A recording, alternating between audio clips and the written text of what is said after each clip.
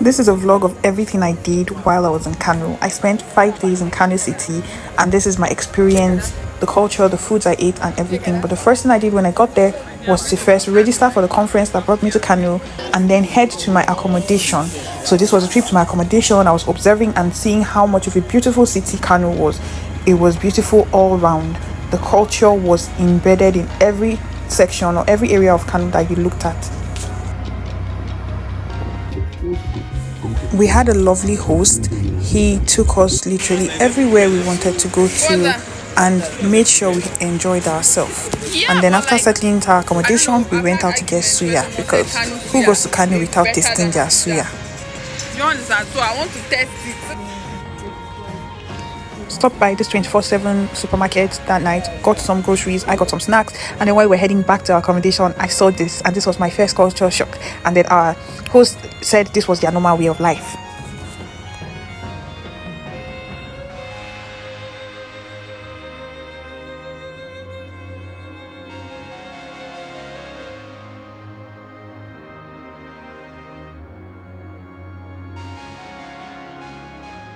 We started off day 2 with an awareness walk against drug abuse. The walk started from the front of the Emir's palace all the way down to the government house, and it was beautiful. There was communication, there was talking to people, we were reaching out, and I believe we made an impact.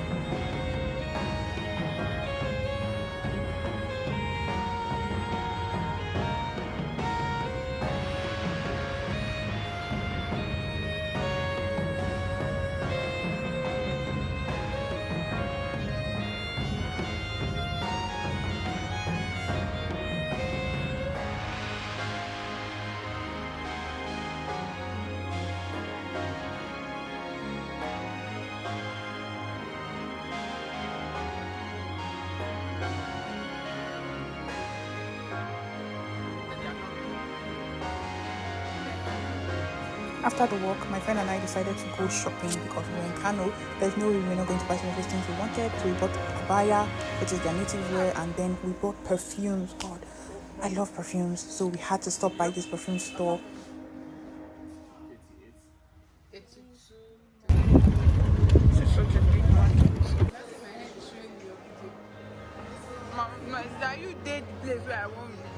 When we were done shopping, we stopped by the Coordinated Wholesale Center, one of the biggest wholesale medicine market in Nigeria.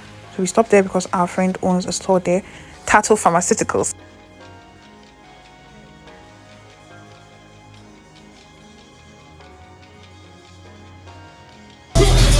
At the end of day 2, we ended up in the club because YPG had organized a themed party at the club. So shut down club, I can't remember the name. There was a nice club and we had a lot of fun.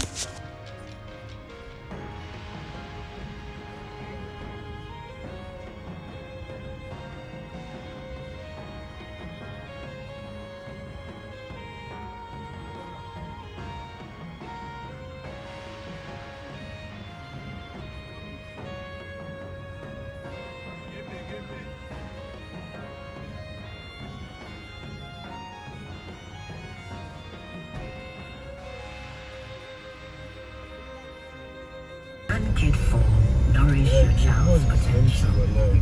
Shoprite left the mall. They're living everywhere.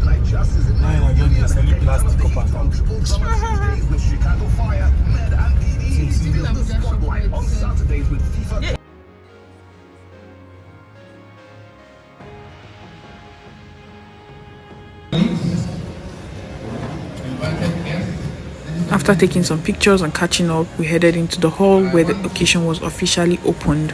Transfer this honor of declaring this conference open to my elder brother, my mentor, my senior colleague. Why are you running away from responsibility? In the name of Allah, who makes all things possible, Throughout this period, while they were giving this opening speech, I was just thinking, wow, Kano is filled with culture. Like, culture is embedded in every side you look. And they were so proud of their culture.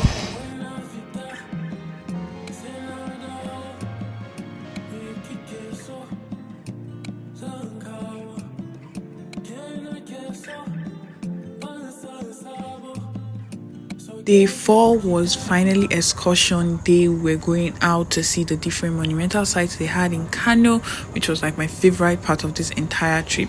And I got to try on the abaya I bought from the market on the second day. Our first stop was the Kano State Hall of Fame, which was also in the same place as Gidan Hausa. One thing that was very clear throughout my stay in Kano is how smart Northerners are. This man could remember all the heads of state Kano has had since its formation. He could remember the 12 gates of Kano. These are ancient things we're talking about. He took us round. He was so nice.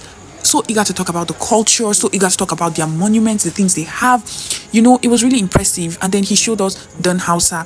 This man is the owner of the building called Gidan Dan Hausa. He was the first man to bring Western education to Kano.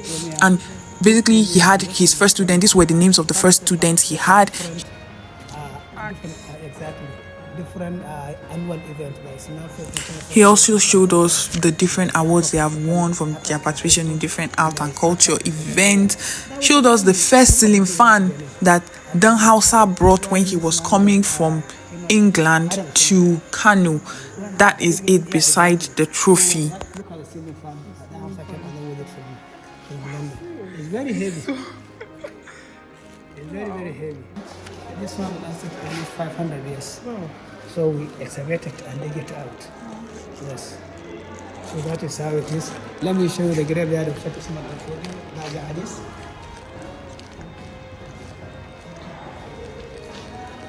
You see, this is our cottage industry. Look at, this is the visitors that Kano received in 1976 exactly. This is Jola Nyere of Tanzania. How you get what I'm saying? Look at this. That one serves as Eklo in northern Nigeria. This very What's that? That oak of how horse is decorated. Exactly. So look at the graveyard of Sheikh Usman al-Fodi. This is the staff of office presented to the first emir of Kano, Muhammad Abbas in 1903. So this is the staff of office used by the Abdullah Ibaru. So I think, do you have any question before we move out? Let me tell you. Okay. This is the first website in Kano. Wow. It was built in 14th century. I put it up there in 1987. As in, Very strong. Because it's under the constructor, so we can't enter. okay. Address now. I don't want to spoil your address. I will get to what I'm saying. This where you're seeing here, that was the reception, personal part of what and also do receive these visitors. And the inner side here, Saba has his personal father with his wife. I will get to what I'm saying. What else is the corridor? And the other one is, I'm going to bring the other one is radio house, where he speaks to England. Yeah. I will get to what I'm saying.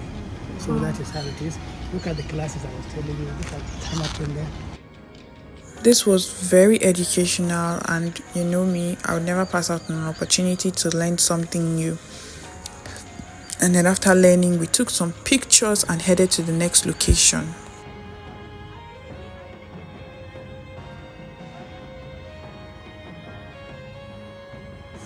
Our next location was Gidamakama, which also means House of the King's Assistant. So back in the olden days, he used to be the king's assistant, and he was also the king's grandson. And when it was finally his turn to become king, he created the Emir's Palace, which became the permanent home of whichever king came after him.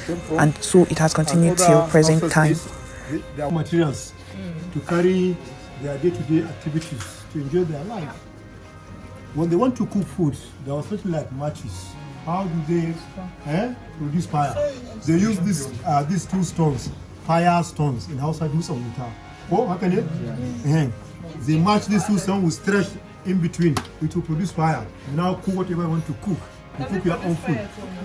You see? Of course, if you like. Can you practice? And this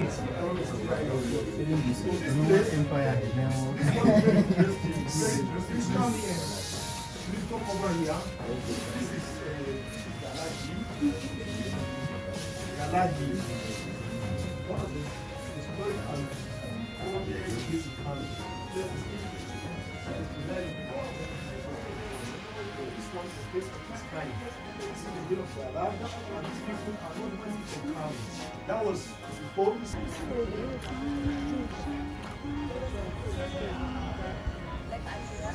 After going through the museum, we took a stroll around the compound. This is how you know that he was such a rich person. In the olden days, his compound was so large.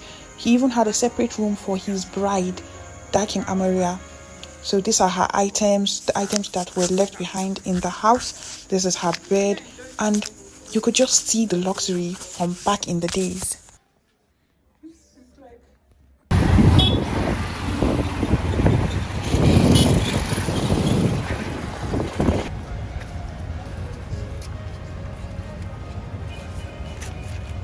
You're looking for a part of Nigeria to go to where the people are welcoming and they are eager to talk about their culture, then you should definitely visit Kano.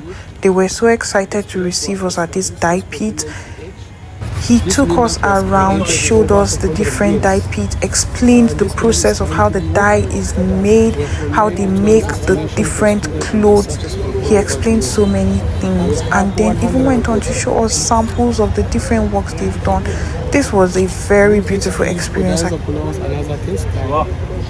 making the design at all main color. So we use these 3 ingredients to make this solution.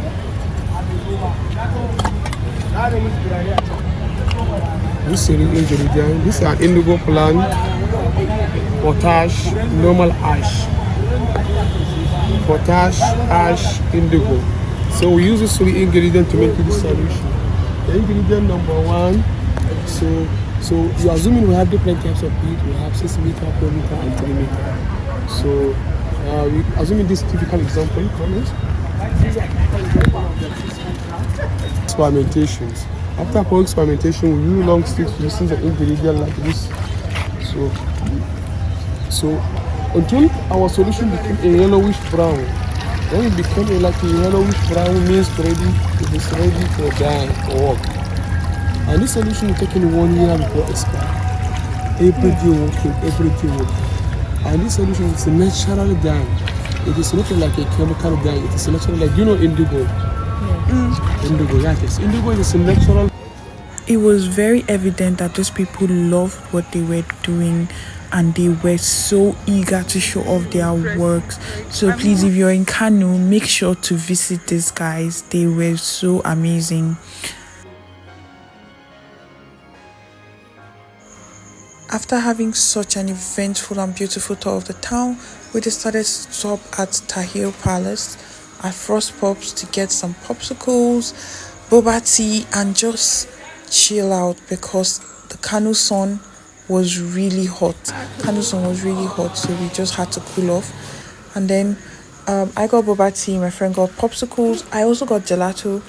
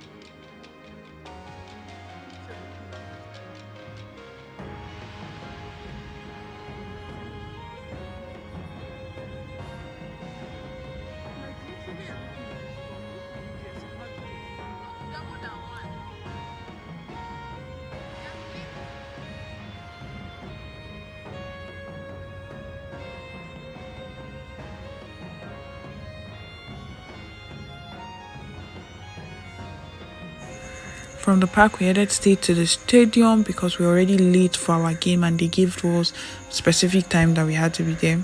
Let's go to the stadium. We started playing football. I was a goalie. And even though my team lost, I believe that we did wonderfully well in such short time that we were given. And it was still fun. Regardless, it was still fun.